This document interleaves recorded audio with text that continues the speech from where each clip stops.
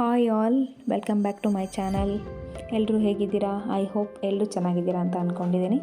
ನಾವಿವತ್ತು ಈಸಿಯಾಗಿ ಮನೆಯಲ್ಲಿ ಯಾವ ಥರ ಮಶ್ರೂಮ್ ಕರಿ ಮಾಡೋದು ಅಂತ ನೋಡೋಣ ಬನ್ನಿ.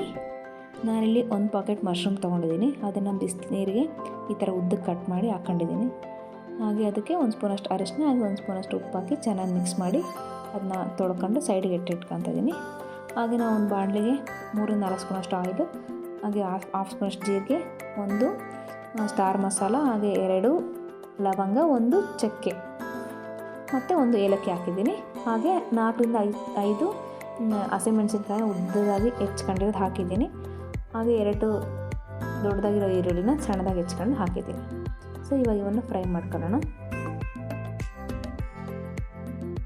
ಈ ಥರ ಚೆನ್ನಾಗಿ ಫ್ರೈ ಮಾಡ್ಕೊಳ್ಳೋಣ. ಹಾಗೆ ನಾನಲ್ಲಿ ಶುಂಠಿ ಬೆಳ್ಳುಳ್ಳಿ ಪೇಸ್ಟ್ ತೊಗೊಂಡಿದ್ದೀನಿ, ಅದನ್ನು ಹಾಫ್ ಸ್ಪೂನಷ್ಟು ಹಾಕ್ತಾಯಿದ್ದೀನಿ. ಈ ಥರ ಚೆನ್ನಾಗಿ ಮಿಕ್ಸ್ ಮಾಡ್ಕೊಳ್ಬೇಕು. ಇದು ಸ್ಮೆಲ್ ಹೋಗೋ ಥರ ನಾವು ಚೆನ್ನಾಗಿ ಮಿಕ್ಸ್ ಮಾಡ್ಕೊಂಡು ಒಂದು ಜಾರ್ಗೆ 2 ಆನಿಯನ್ನು ಹಾಗೆ ಒಂದು 10-11 ಗೋಡಂಬಿ ತಗೊಂಡು ಮಿಕ್ಸಿ ಮಾಡ್ಕೊಂಡಿದ್ದೀನಿ. ಪ್ಯೂರ್ ಥರ, ಅಂದರೆ ಟೊಮೊಟೊ ಪ್ಯೂರ್ ಮಾಡ್ಕೊತೀವಲ್ಲ ಆ ಥರ ಮಿಕ್ಸಿ ಮಾಡ್ಕೊಂಡು ಈ ಥರ ಆ್ಯಡ್ ಮಾಡಿದ್ದೀನಿ. ಇದು ಸ್ವಲ್ಪ ನೀರು ಹಾಕೊಂಡು ಕಲಿಸ್ಕೊಳ್ಳೋಣ. ಹಾಗೆ 2-3 ಸ್ಪೂನಷ್ಟು ಖಾರದ ಪುಡಿ, ಚಿಲ್ಲಿ ಪೌಡರ್ ಆ್ಯಡ್ ಮಾಡ್ತಾಯಿದ್ದೀನಿ. ಹಾಗೆ 1 ಸ್ಪೂನಷ್ಟು ಜೀರಾ ಪೌಡ್ರ್ ಆ್ಯಡ್ ಮಾಡ್ತಾಯಿದ್ದೀನಿ. ಹಾಫ್ ಸ್ಪೂನಷ್ಟು ಗರಂ ಮಸಾಲ, ನೆಕ್ಸ್ಟು ಹಾಫ್ ಸ್ಪೂನಷ್ಟು ಕೊರಿಯಾಂಡರ್ ಪೌಡರ್ ಆ್ಯಡ್ ಮಾಡಿ ಚೆನ್ನಾಗಿ ಮಿಕ್ಸ್ ಮಾಡ್ಕೊಳ್ಳೋಣ. ಸ್ವಲ್ಪ ಇದು ಚೆನ್ನಾಗಿ ಕುದಿಬೇಕು.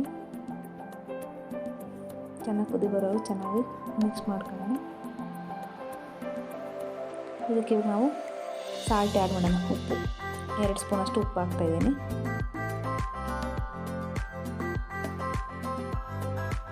ಹಾಕ್ಬಿಟ್ಟು ಚೆನ್ನಾಗಿ ಕಲಸೋಣ. ಸ್ವಲ್ಪ ಚೆನ್ನಾಗಿ ಬಾಯ್ಲ್ ಬರಲಿ. ಇದು ಈ ಥರ ಚೆನ್ನಾಗಿ ಮಿಕ್ಸ್ ಆದಮೇಲೆ ನಾವು ತೊಳೆದು ಎತ್ತಿಟ್ಕೊಂಡಿದ್ವಲ್ವ ಮಶ್ರೂಮೇ ಆ್ಯಡ್ ಮಾಡೋಣ. ಇವಾಗ